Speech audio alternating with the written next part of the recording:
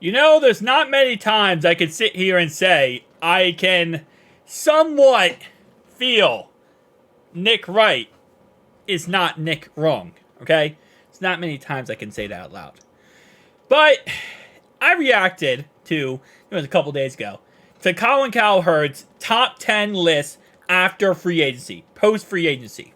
And, you know, I definitely ripped it a new one. I didn't agree with the list. I thought the list was crazy. We're not on the top 10 list, which I'm okay with because, listen, keep doubting us. See how this turns out. When you doubt us enough, we end up delivering, okay? When we're the underdog, we play our best. So I don't care if anyone doubts us. But I just thought it was disrespectful, right? And again, these analysts, they're very disrespectful.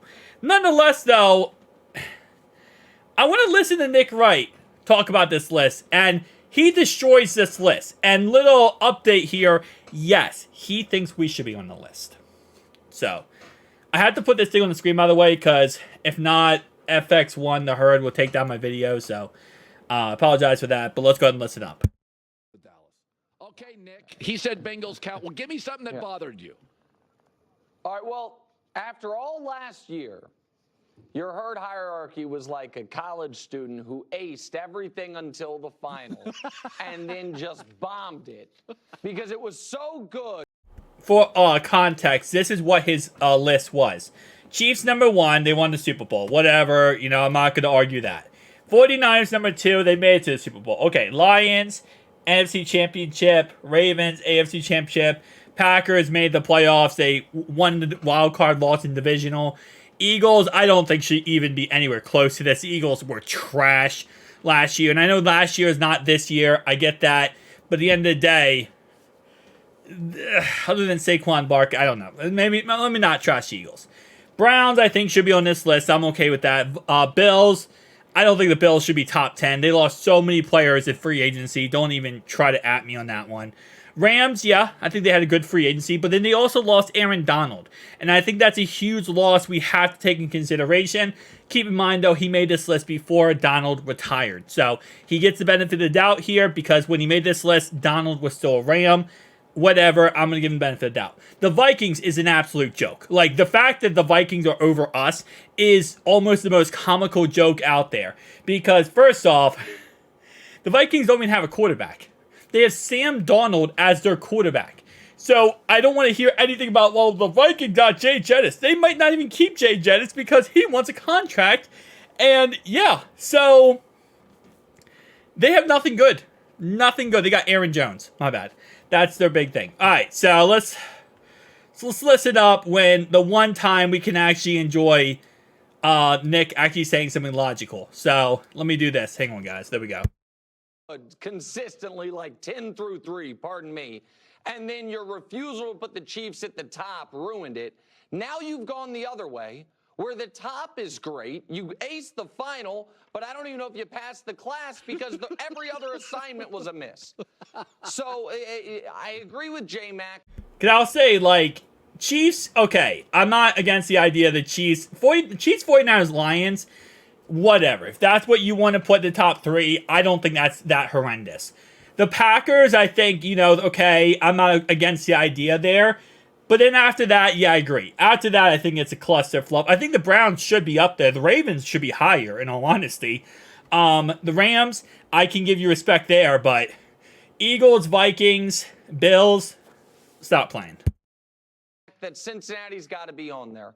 Also, what is the argument for having Philadelphia, forget 5, ahead of Dallas? I understand Dallas had a terrible 3-hour afternoon in January. The Eagles had a terrible 2-month stretch and lost their off.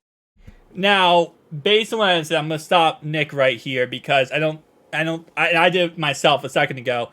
This list is not based on last year. This is based on, as it says, post free agency. So right there you see post free agency. This is his rankings after free agency. So you got to take in consideration what they were last year. Then free agency happened. They improved as a team. And now here's a list of the best teams and who is ranked the best. So I think that's something you had to take in consideration, is that what Philly did last year and what Dallas did last year, no correlation. Dallas did not improve in any way this offseason. It lost Tony Pollard. They lost Tyron Smith. Not Trent Williams. Tyron Smith they lost this offseason. They did re-sign some guys, and they also got Eric Kendricks. But they didn't really do much of anything. So you can't say that they improved that much. Now, they have a good roster, but I think the Eagles, and again, like I said, I don't think they should be this high up, but Saquon Barkley was a good addition to the roster.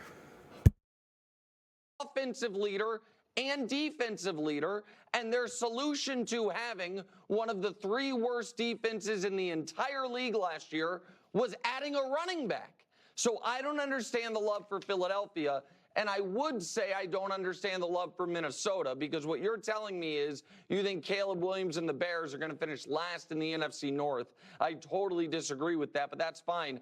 I didn't get the Minnesota thing, and then I was reminded that Minnesota signed one of your first true loves in Sam Darnold. And so, of course, you're going to be the only person in America that is buying the Vikings right now. But listen, at least you got the Chiefs right at the top for the first time in, a summer solstice. Well, hopefully the professor takes into consideration that I was an improving student and I was really good on my final, even though I butchered the rest of the curriculum.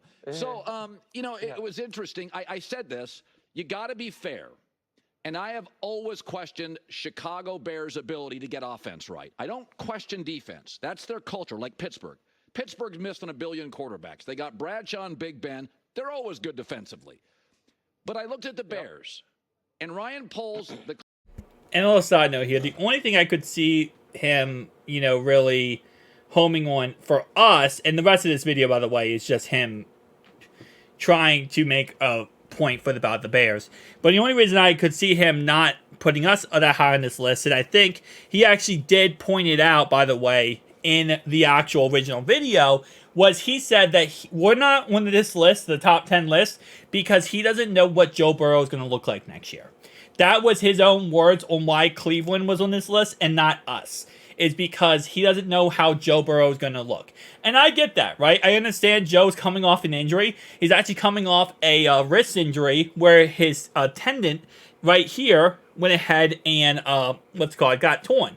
So I understand. It's going to be a tough recovery. He's going to be back, he claims, by May. He claims by early May he'll be almost 100%. Joe, you killed me, man. You killed me, man. Just take some time, buddy. Take your time, Joe. We don't need you back by May, buddy. We need you back by training camp, okay? Anyway, though, so I understand, there might be some setbacks, but Joe, when he gets back, he is the best quarterback in the league. And that, you got to give that some consideration. You can't just say, well, the guy's injured, so therefore the team sucks. No, the team has the best quarterback in the league, got better in almost every department possible. They got a right tackle. They got better there. They got a new running back. They got better. I'm biased because I love Joe Mixon, okay? I'm just biased. They got a really good running back. They got a really great D tackle. They got a really great safety. 2 safeties. Right? Things that we needed, we got better in.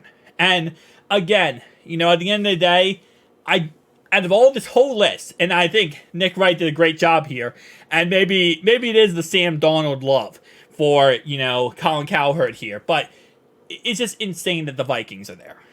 We're way better than the Vikings. Stop playing. You're playing yourself, okay? Stop it. And just like Blake Browning said, you should have never effing cut me. Should have never put them on the effing list. See you guys in the next one. Peace out.